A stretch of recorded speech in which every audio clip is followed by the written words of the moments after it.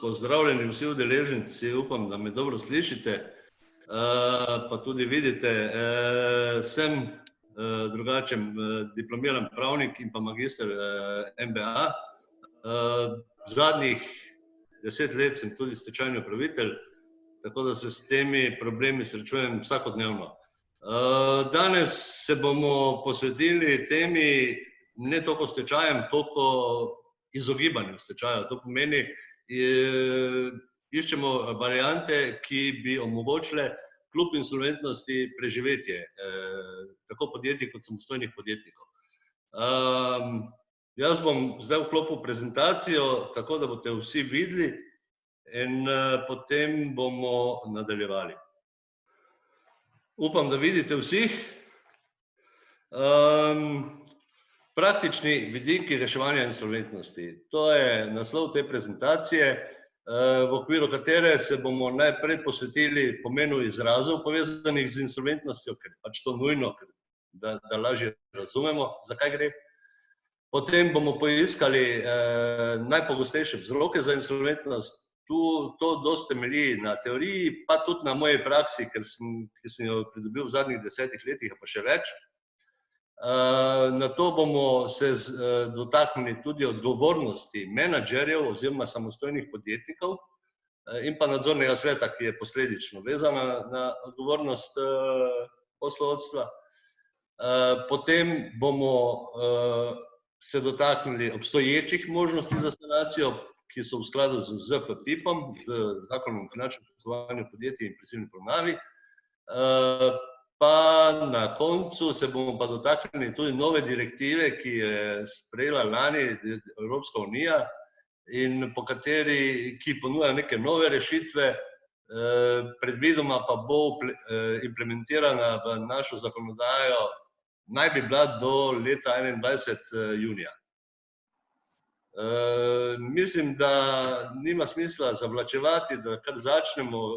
Jaz se opravičujem, običajno ne nastopam javno, zato bo mogoče prišlo do kakšnega zamika, ampak bom pa se potrudil, da bo to stvar rekla čim bolj tekoče. Se pravi, gremo na pomen izrazov povezanih z insolventnostjo.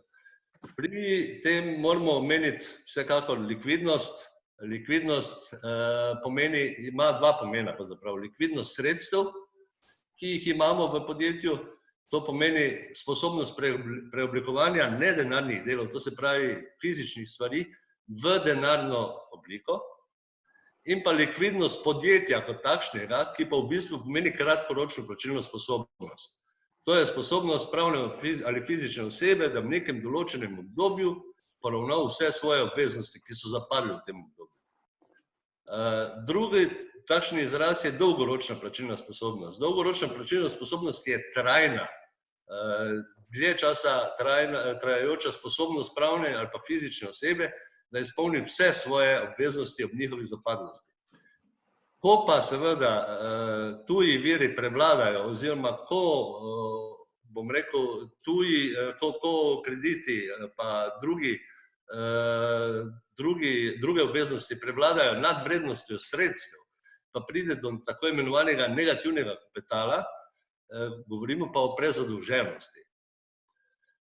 Insolventnost kot pojem pa je položaj, ki ga opredeljuje ZFPIP, to se pravi Zakon o finančnem poslovanju podjetij, v okviru svojih zakonskih domnev. Mi jih danes ne bomo pregledali, ker so napisane v 14. členu, so pa v gradivu, ki ga bo poslal organizator vsem vam na dom. Gre pa za položaj, ko poslovni subjekt v daljšem obdobju ni sposoben poravnavati več svojih obveznosti, temu se reče trajnejša nelikvidnost, ali postane pa dolgoročno plačilno nesposoben, kar smo prej omenjali, da je prezadolžen. To so, bom rekel, osnovni pojmi, ki jih moramo razumeti, preden začnemo našo prezentacijo. No, pri naši prezentaciji bo tudi eden neprijavljen gost, to je naš podjetnik Jože, ki je zelo podjeten in ima številne podjetniške ideje in seveda je zaradi da bi svojo podjetnost uveljavil, je ustanovil firmo z lastnim kapitalom 7500 evrov. Seveda z tem kapitalom si ni mogel kaj pametnega začeti, zato je šel na banko in vzel tam kredit. Kredit je seveda kot mladi podjetnik dobil pod pogoji, strogimi pogoji in po podpisu poroštva oziroma menice.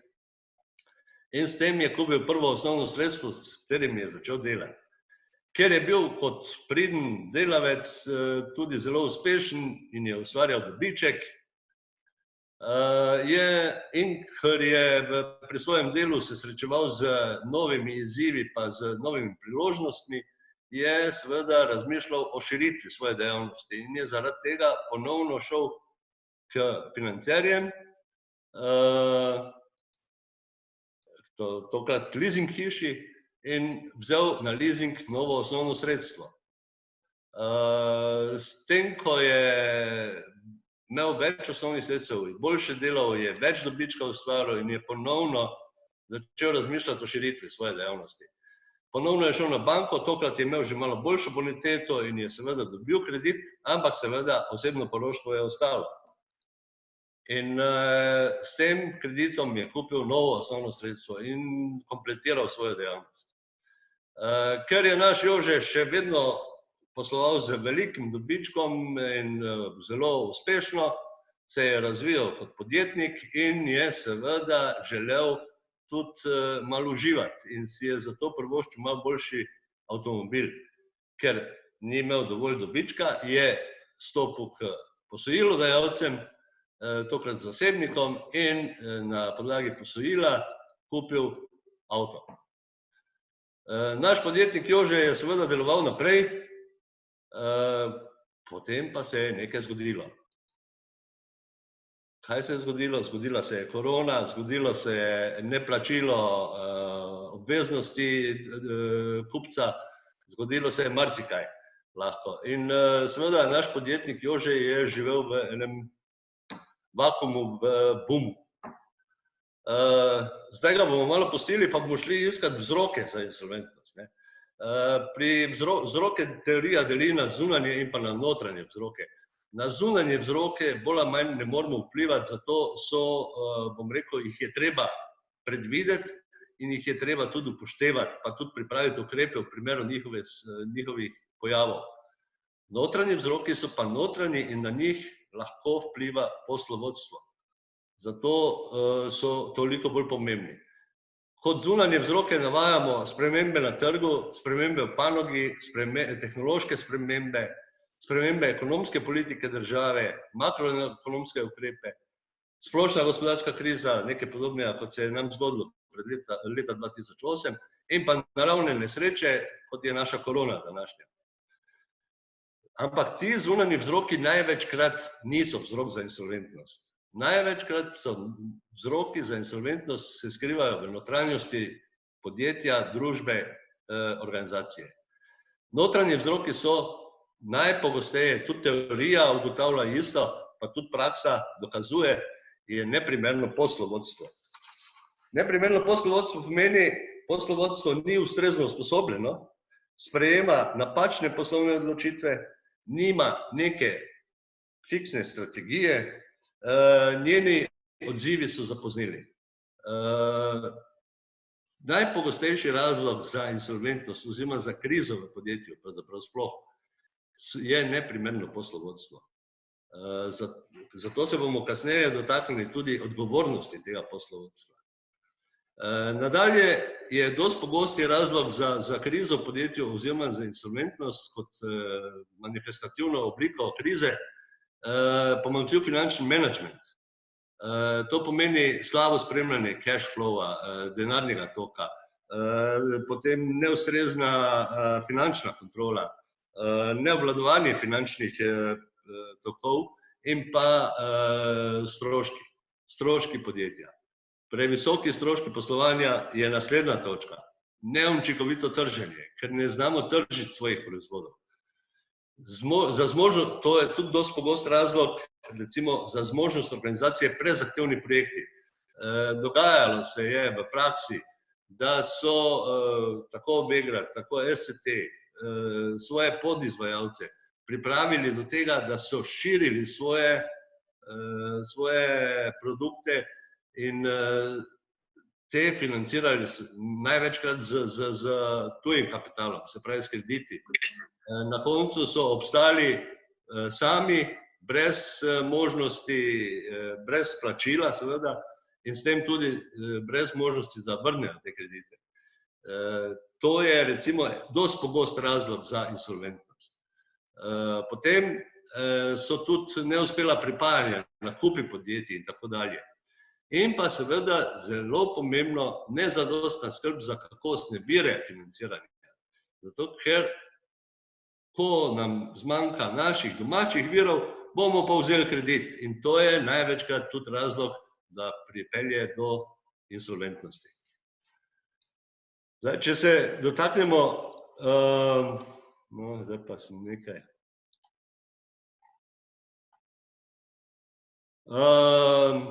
Zdaj, če se dotaknemo, seveda, zdaj smo opredelili vzroke, bolj ali manj.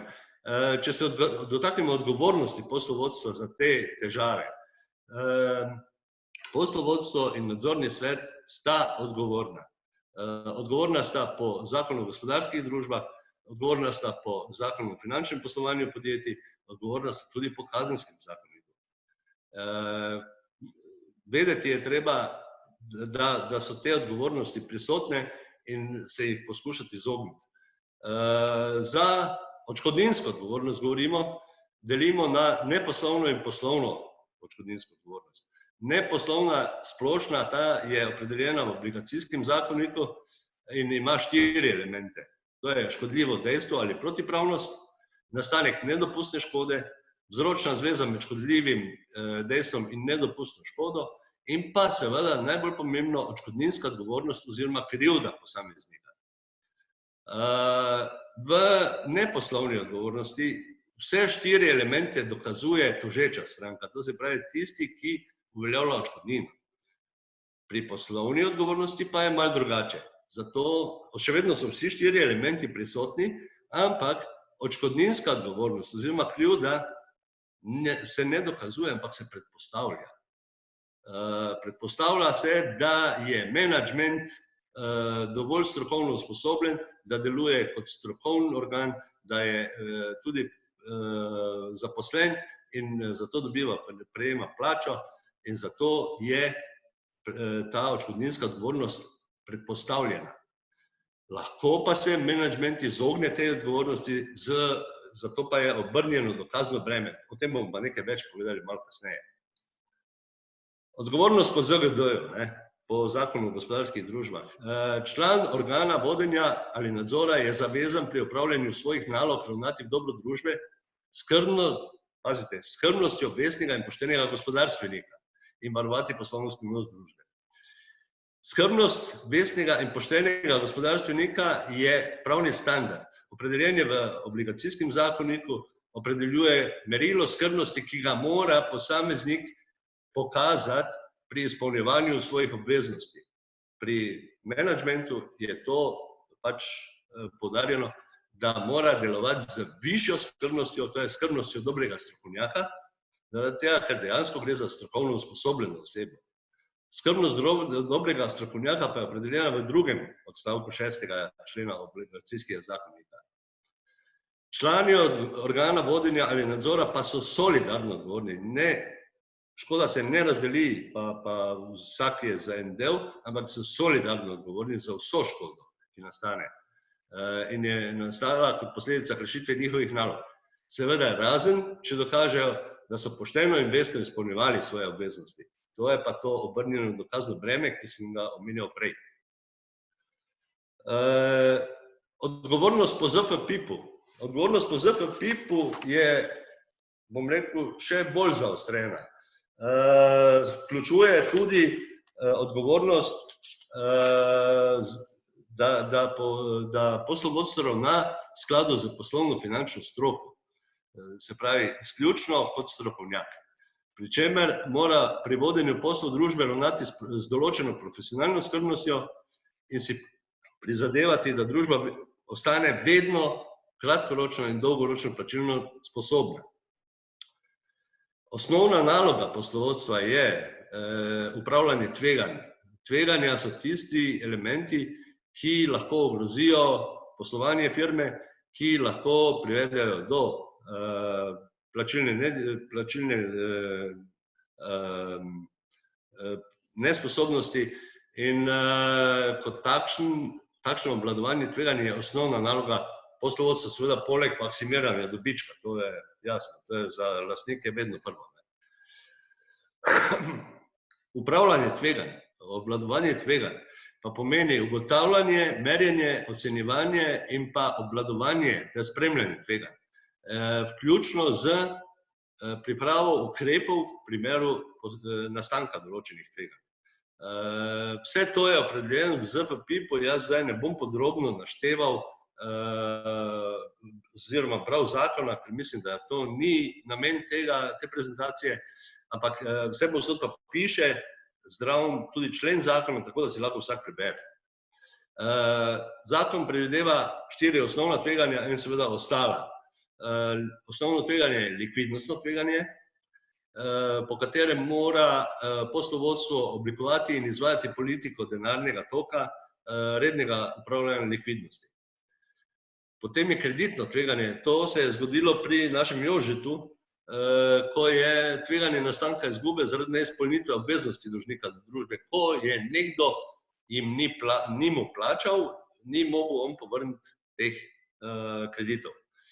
In to je kreditno tveganje. Tržno tveganje je seveda zaradi sprememb cen, blaga, valut, finančnih inštrumentov in tako dalje. Operativno tveganje je pa vezano na notranje postopke v podjetju in pa na izzive oziroma na tveganja, ki se pojavljajo znotraj teh postopkov. Seveda pa lahko operativno tveganje pomeni tudi zunanje dogodke, to se pravi korona in pa druge stvari. Odgovornost po ZFPIP-u, zakon je uvedel zakonsko presumpcijo, to pomeni domnevo, ki je neizpodbojna in govori o tem, da je družba postala insolventna takrat, ko bi odgovorno poslovodstvo lahko oziroma moralo zaznati, da je postala insolventna. Ne pomeni, da postane takrat insolventna, ko je že prezadolžena, ampak takrat, ko bi moralo poslovodstvo to spoznati. In to je trenutek, ko je odgovorno poslovodstvo seveda dolžno ravnati v skladu z zakonom o finančnem poslovanju podjetij. Pri tem bi jaz rad opozoril predvsem na prvo obveznost, to je obveznost enakega obravnavanja upnikov.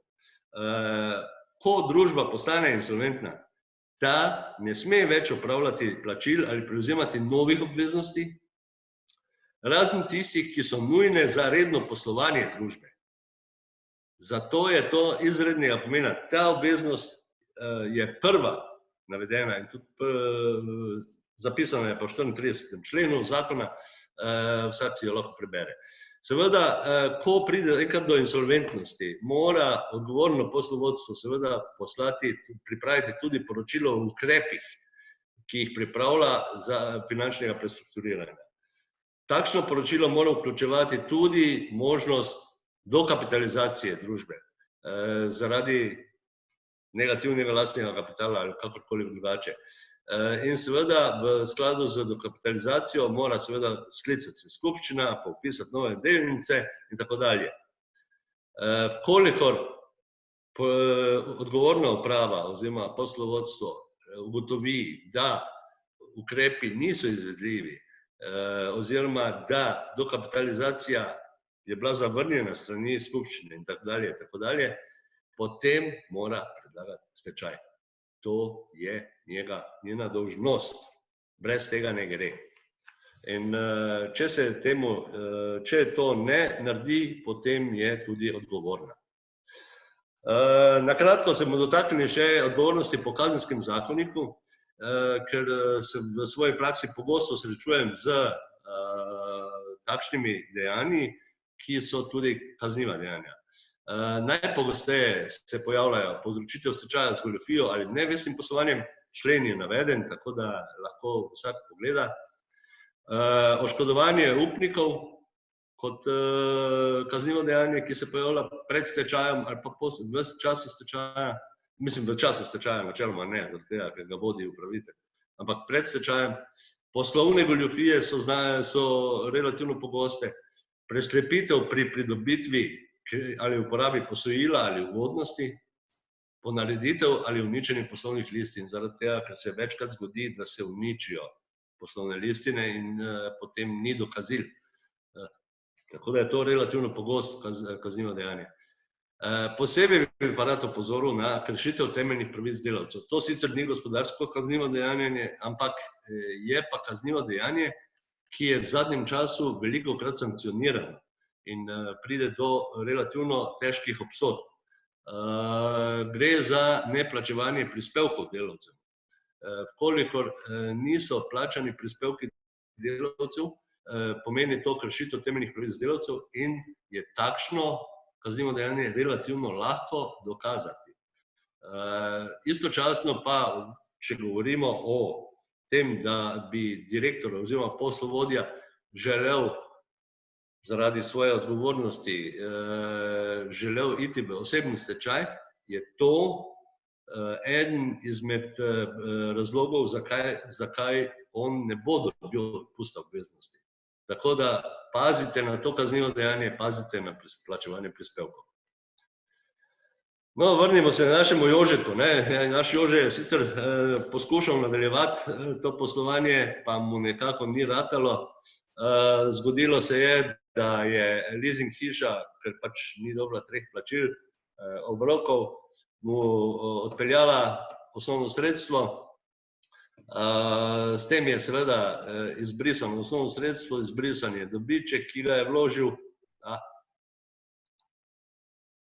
Se opravičujem, ker nisem prav vešč.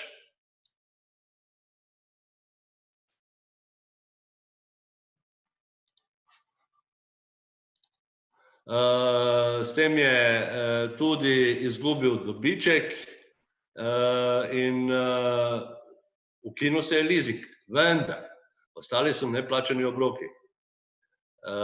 Na drugi strani, ko banke so aktivni udeleženci v poslovanju podjetja in zato takoj zavohajo, da nekaj ne diši prav. In seveda so takoj pristopili k izvršbam po 2-3 neplačanih obrokov kreditov izvršbe in so zarubile naslednje osnovno sredstvo. S tem so se zmanjšali prihodki našega Jožeta. Jože je imel izgubo, ni mogel več financirati kreditov in zato so se krediti sicer zaprli, vendar pa so ostale neplačane obveznosti. Potem je Jože naš kot vesten gospodarstvenik poskušal sam reševati zadevo, pa je prodal osebni avtomobil, seveda ni več videl izhoda in s tem poskušal pokriti določene obveznosti, žal pa neuspešno, zaradi tega, ker so mu pobrale že odprte terjatve v ves denar. Na koncu je seveda prišlo še do prodaje zadnjega osnovnega sredstva in ponovno se ostali neplačani obroki. Naš Jože je, glede na to, da je tudi osebno odgovarjal za te dolgove zaradi menic in zaradi poroštev, obubožal in je hotel iti v osebni stečaj in upam, da ni ostal dolžen neplačanih prispevkov. Ampak naš Jože bi lahko ravnal tudi drugače. Zakaj? Zato, ker obstajajo praktične možnosti za sanacijo insolventnosti in to so naslednje. Prisilna poravnava, poenostavljena prisilna poravnava in pa postopek preventivnega prestrukturiranja. Zadnja alineja, pustimo jo še odprto, je, bom rekel, bolj namenjena zasebnikom oziroma samostojnim podjetnikom, ki so zašli v osebni stečaj, ampak in jo navajam samo kot možnost, ni pa sanacija za insolventnosti. Prisilna poravnava, redna. Vsi moramo vedeti, da prisilna poravnava je ena izmed možnosti, ki dejansko se vodi z ciljem odprave insolventnosti in nadaljevanje poslovanja insolventnega dolžnika. Njegov namen je predvsem z ukrepi prestrukturiranja terjatev, se pravi z odložitvijo ali pa z zmanjšanjem teh terjatev, doseči plačilno sposobnost. Poleg tega pa lahko v prisilni poravnavi izvedemo tudi ukrepe korporacijskega prestrukturiranja, kar pomeni dejansko, da se z novimi vložki, z stvarnimi vložki, to se pravi terjatve se konvertirajo v lastniške deleže, spostavi nova korporacijska struktura tega dolžnika. To je redna prisilna poravnava. Redno prisilno poravnavo predlaga vedno dolžnik in osebni odgovorni družbenik, lahko pa jo predlagajo tudi upniki, če se zbere dovolj upnikov, katerih vsota presega 20% finančnih obveznosti dolžnika, izkazanih v zadnji bilanci. Predlog mora vsebovati prvič identifikacijske podatke in zahtevek, da se začne postopek prisilne poravnave. Poleg predloga pa je potrebno priložiti še poročilo o finančnem poslovanju dolžnika, finančnem položaju in poslovanju dolžnika, ki mora ga oceniti revizor in mora dati mnenje brez pridržkov o tem poročilu, in pa načrt finančnega prestrukturiranja. Načrt finančnega prestrukturiranja vsebuje ukrepe, ki jih dolžnik predvideva, da bi odpravil svojo insolventnost in pa vzpostavil nazaj svojo kratkoročno in dolgoročno plačilno sposobnost. Načrt finančnega prestrukturiranja pa mora oceniti pooblaščeni ocenjevalec vrednosti podjetja in mora dati pritrdilno mnenje. Brez tega ni prisilke. Seveda na koncu je treba še plačati začetni predujem, ki pa je enak kot za začetek stečajnega postopka, ker vsaka prisilka podredno pomeni tudi je predlog za stečajni postopek. Če prisilka ne uspe, se avtomatsko začne stečajni postopek. Ni prekinitve pa ponovnega predloga za stečajni postopek, ampak se začne. Postopek sam je zelo zapleten, zelo zahteven, zato ga se danes ne bi lotevali, je pa prag za uspešnost 60% oziroma 60% od osnove za izračun deleža glasovalnih pravic. Ta je pa, bom rekel, kar kompliciran, zaradi tega, ker določene terjatve uživajo prednost, imajo zaradi tega višji ponder in skupaj ponderirane zneske, 60% teh skupaj ponderiranih zneskov je prag za uspešnost prisilne poravnave. Seveda je zakonodajalec ugotovil, da prisilna poravnava, ker takšna prisilna poravnava ima eno veliko slabost, to so stroški prisilne poravnave. Poglejte, poročilo o finančnem položaju in pa načrt finančnega prestrukturiranja običajno manjši dolžniki ne zmorejo sami pripraviti, iščejo, bom rekel, zunanjo pomoč. In takšni, ta dva dokumenta staneta. Nadalje revizorsko poročilo in pa poročilo pooblaščenega ocenjevalca podjetij niso majhni denarji. Tako da ena prisilka je lahko v rangu od 50.000 do 100.000 evrov. Zato je prisilka precej predraga rešitev za odpravo insolventnosti. Zato je zakonodajalec predlagal poenostavljeno prisilno poravnavo. Jaz se opravičujem, malo bom popil.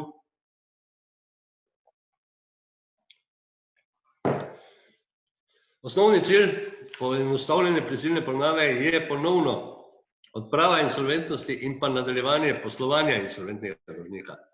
Njegov namen pa je izključno z ukrepi prestrukturiranja terjatev zdaj, brez dokapitalizacije. To pomeni z zmanjšanjem ali pa odložitvijo dospelosti terjatev, zagotoviti in vzpostaviti dolgoročno in kratkoročno plačilno sposobnost. Poenostavljena prisilna poravnava pa se lahko vodi nad dolžnikom, ki je mikrodružba, po 55. členu Zakona o gospodarskih družbah oziroma nad samostojnim podjetnikom, ki ustreza merilom mikro ali majhne družbe. Predlagatelj je ponovno dolžnik in osebno odgovorni družbenik, upniki tokrat niso. Predlog za začetek postopka pa mora vsebovati naslednje. Ponovno je treba identifikacijske podatke in pa predlog za začetek postopka, priložiti pa je potrebno še poročilo o finančnem položaju in poslovanju dolžnika ter načrt finančnega prestrukturiranja, dokazilo o plačilu začetnega predujma, ni pa več revizorskega poročila, ni več poročila pooblaščenega ocenjevalca podjetij, ki sta zelo podražila, bom rekel, sam postopek prisilne poravnave. Namesto teh dveh poročil pa mora dolžnik dati izjavo, da je njegovo poročilo o finančnem poslovanju, o finančnem položaju in poslovanju resnično in pošteno in prikazuje dejansko njegov finančni položaj in poslovanje. Ta izjava mora biti pa dana v obliki notarskega zapisa. Prag za uspešnost je spet 60, s tem, da tokrat je osnova samo navadne terjatve, ki so navedene v posodobljenem seznamu terjatev. Kot smo pa rekli, izjavo je dal, da finančno poročilo dejansko prikazuje in mora s tem tudi, ker v tem finančnem poročilu, v finančnem položaju so tudi podatki o odprtih obveznostih, se pravi dolgovih, mora dati dejanske podatke in to je posodobljen seznam terjatev. To se pravi 60% spet od vseh teh upnikov glasuje za to poravnavo.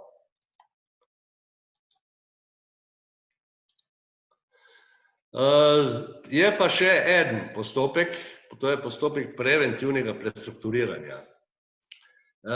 Ta postopek se vodi z namenom, da se dolžniku, to je predinsolvenčni postopek, se pravi, mi smo do zdaj govorili o prisilkah, ki nastopijo po trenutku insolventnosti. Ta postopek se pa osredotoča na čas pred insolventnostjo. In tu gre za preventivno prestrukturiranje, že ime pove preventivno. Ko govorimo, da bo v obdobju enega leta postal insolventen, omogoči pa se na podlagi sporazuma o finančnem prestrukturiranju. Sporazum se dosega na podlagi pogajanj z upniki. Omejen pa je ta postopek izključno na finančne obveznosti, to se pravi na kreditodajalce, posojilodajalce, leasing hiše. Ne moreš pa z postopkom preventivnega prestrukturiranja vplivati na recimo terjatve do dobaviteljev. To se pravi, govorimo o finančnih obveznostih družbe. Še ena omejitev je, ta postopek se lahko vodi samo nad pravno osebo, ne nad samostojnim podjetnikom, ki ima položaj kapitalske družbe in se razvršča med mala, srednje in velike družbe. Mikrodružbe tudi niso vključene. Predlog za začetek postopka preventivnega prestrukturiranja je upravičen vložiti dolžnik.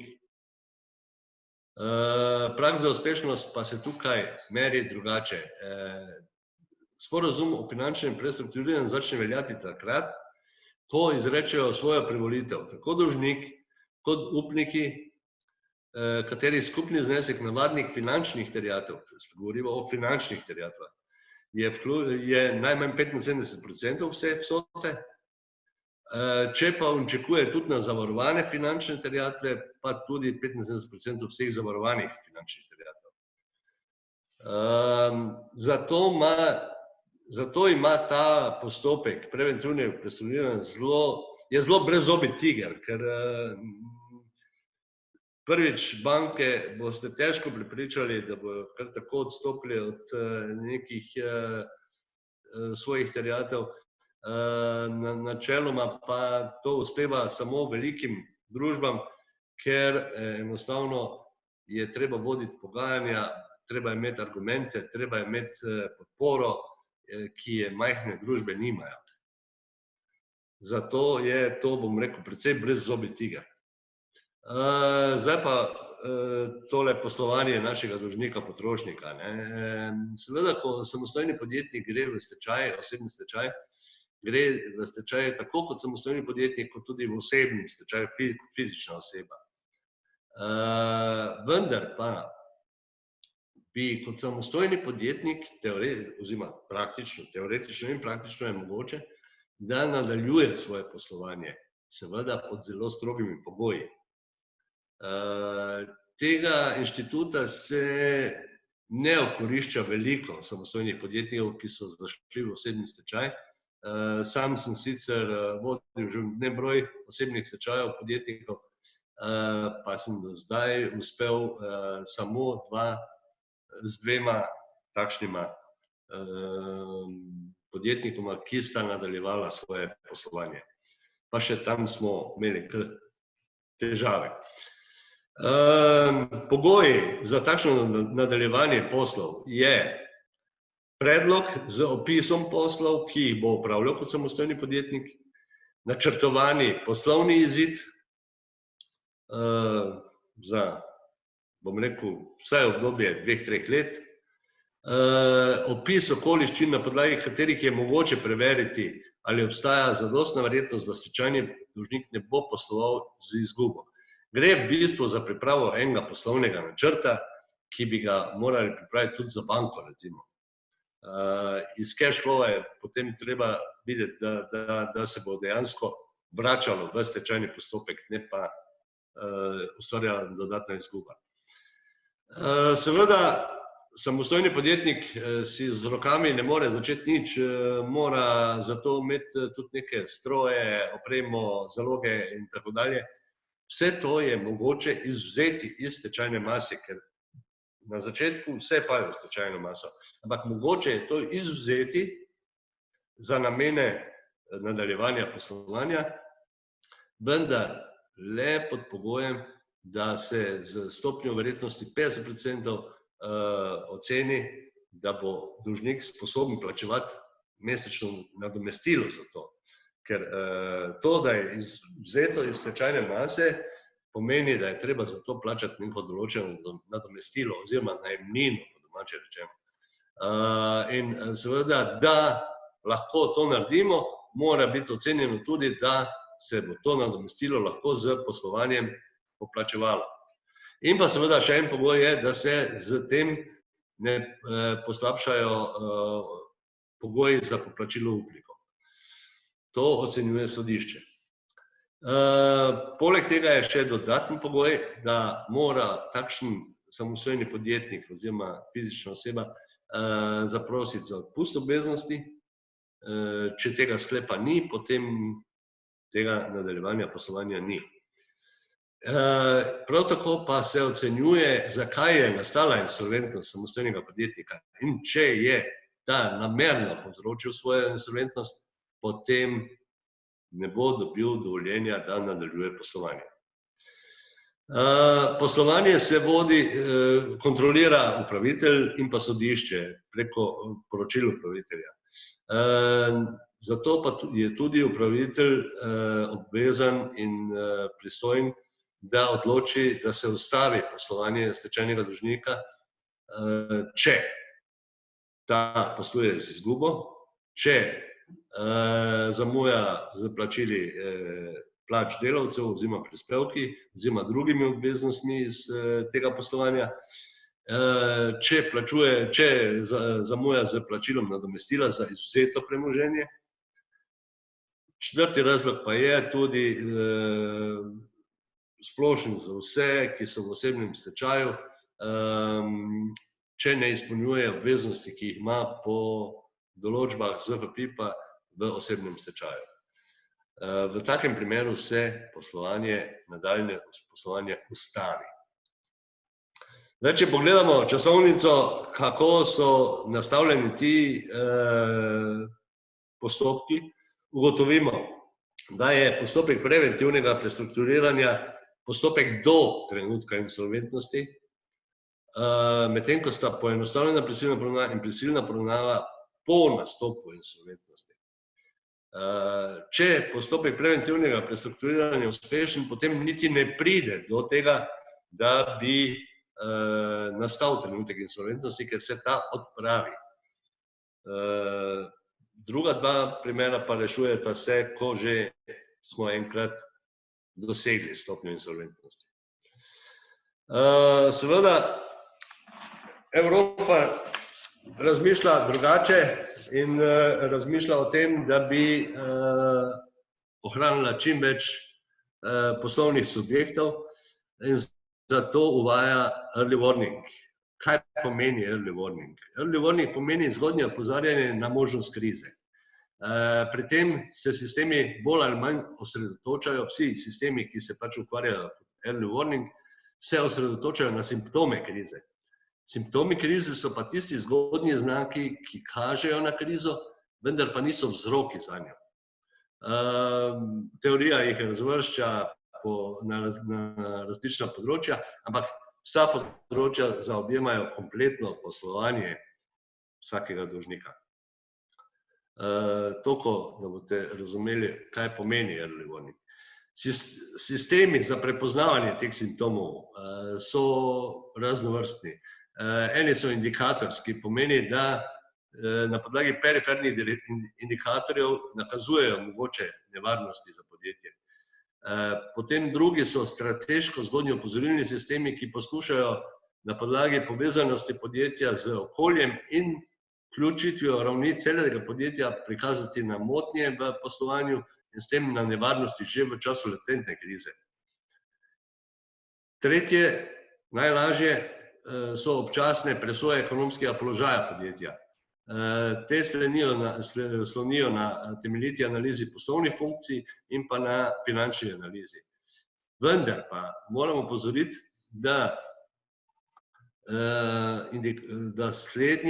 vsaj slednje morajo biti opravljene v daljšem časovnem obdobju. Ne pomaga, če naredimo eno analizo, pa ugotovimo, kje smo. Če ne vemo, odkot smo prišli, pa kam gremo. Se pravi, treba je spremljati to dlje časa. In šele daljše časovno obdobje nam da rezultate, ali se bližamo krizi, ali pa se od nje oddaljujemo. Podrobnosti boste dobili v samem gradivu, ki vam ga bo poslal naš organizator. Jaz bi se zdaj osredotočil še na to direktivo, ki je, bom rekel, prihodnost teh early warninga in pa predinsolvenčnih postopkov in pa insolvenčnih postopkov. Njeni osnovni cilji so, prvič, da se zagotovi preventivno prestrukturiranje podjetjem in pa samostojnim podjetnikom v težavah. To je prvi cilj. Drugi cilj je, da tudi insolventni in prezadolženi podjetniki, ki so pač šli v neki insolvenčni postopek, to se pravi stečaj, lahko v nekem razumnem obdobju izkoristijo popoln odpust dolgov, s čimer se jim omogoča druga priložnost. Kasneje bomo videli, zakaj. Tretji cilj te direktive pa je, da se izboljša učinkovitost postopkov, prestrukturiranja predvsem, pa tudi postopkov insolventnosti, se pravi stečajev, ter postopkov za odpust dolgov. Glavne usmeritve direktive so torej zgodnje opozarjanje in dostop do informacij. Zgodnje opozarjanje, smo rekli, je opozarjanje na krizo. Države članice bodo morale po tej direktivi opozoriti, zagotoviti orodja za zgodnje opozarjanje, ki bojo morala biti objavljena na spletu. To bo do orodja za mikro in mala in srednja podjetja. Orodja bojo morala biti dostopna vsem in pa na uporabniku prijazen način. To je ena izmed prioritet, s katerimi se želi izogniti večjim postopkom insolventnosti in preprečiti insolventnost, preden nastane dejansko. Preventivno prestrukturiranje je ravno to, kar smo se pogovarjali, mi sicer imamo vključeno to preventivno prestrukturiranje v ZFPIP, ampak ta je, kot smo rekli, brezzobi tiger, zaradi tega, ker se ukvarja izključno z finančnimi terjatvami.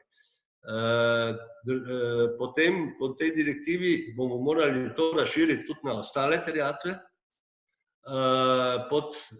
in pa pod določenimi pogoji bodo omogočene tudi za ostale terjatve prekinitev izvršb kot ena izmed najstrožjih ukrepov oziroma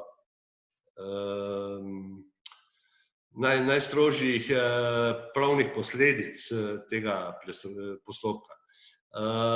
Prekinitev bo časovno omejena od 4 mesecev do 1 leta, vendar pa slednje ne bo veljalo za terjatve delavcev. Dolžnik bo moral na podlagi pogajanj poslati potrditev sodnemu ali pa upravnemu organu, odvisno kje kdo ureja to, načrt prestrukturiranja.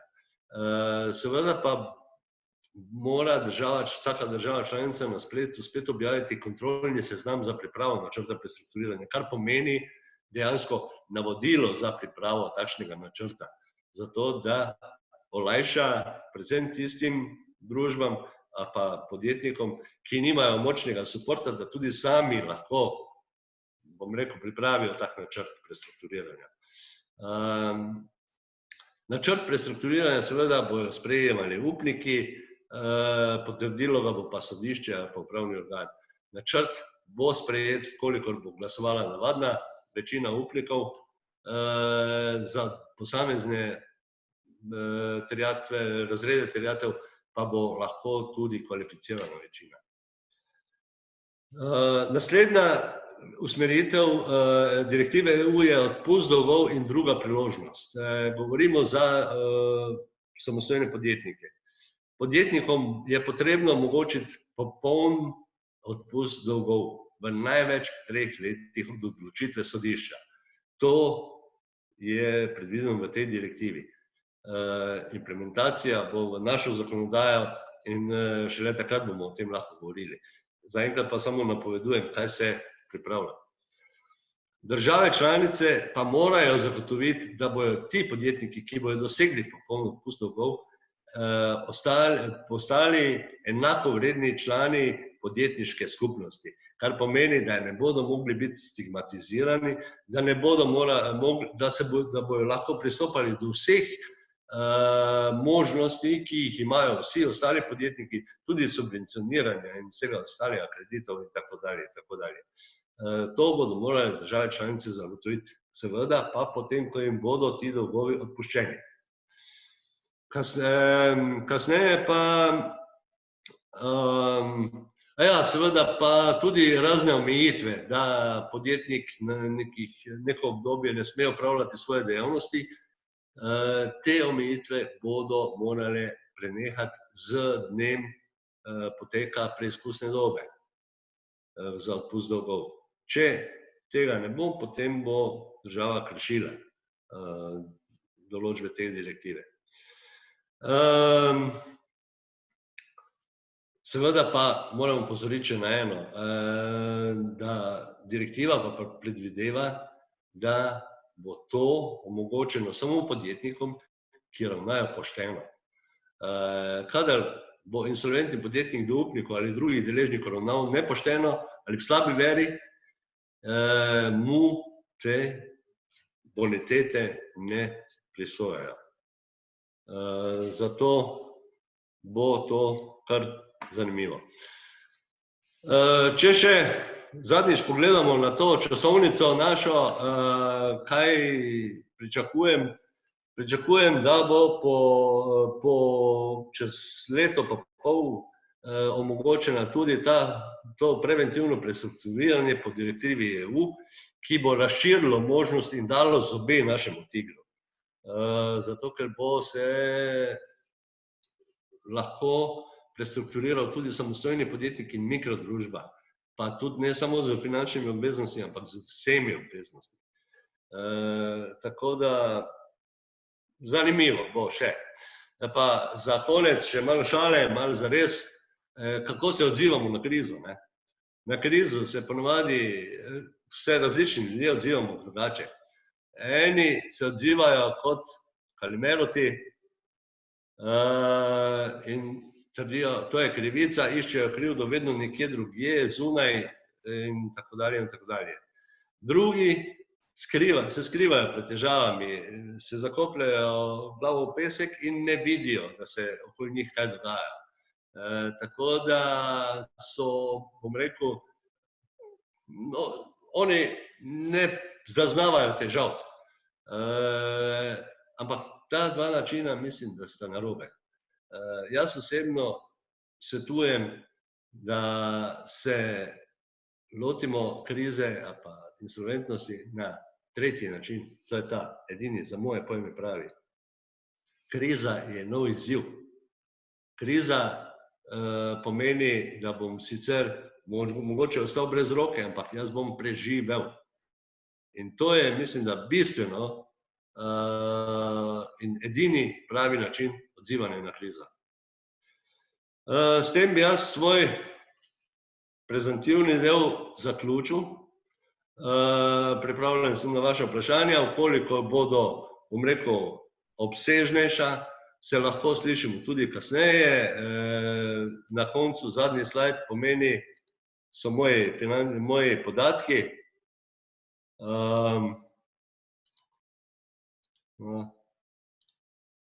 So moji podatki, lahko se obrnete name ali preko e-maila ali pa po telefonu, dokler traja korona, kasneje pa se lahko tudi srečamo fizično.